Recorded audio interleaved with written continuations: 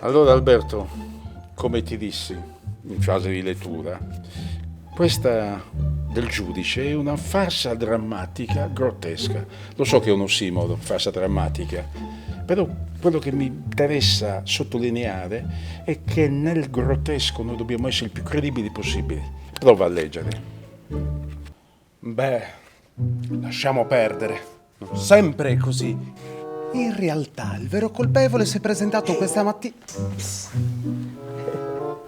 Ma scusi, ma lei chi è? Chi l'ha fatta entrare qua? Stiamo provando.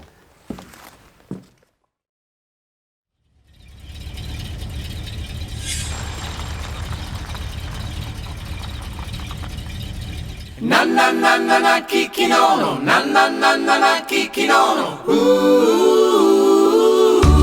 Yeah. Ognuno va che nuda prenuda calunare sue. Chi sia tu paperone, chi spiantato sia.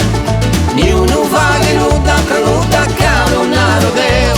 Tu sei eccezione de fedale meo. Chi mi intenda oia, chi mi intenda oi, chi se non manca mai. Na na na na na chi non in vezes proprio gai, si chirca sa morale mi lami. E non riesco manchi spiegare finzamente a mie, chi so scassiando e quasi, quasi non vi creo. Tu e non rieschi manchi spiegare finzamente a chi è, che forse snobba nuda da spiegare. Frades de carrera, uno e uno, dos macos que a noi. Na na na na na chi non in veces proprio gai, e dos fedales como cantana.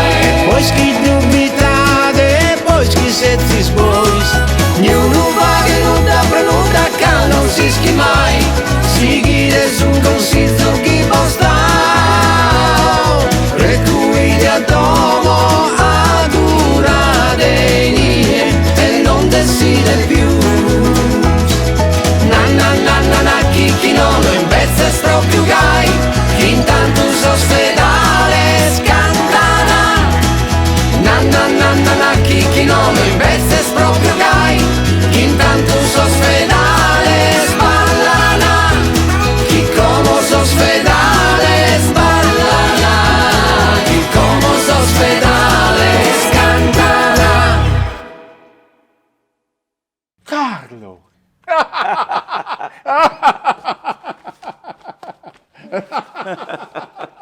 Quanto tempo!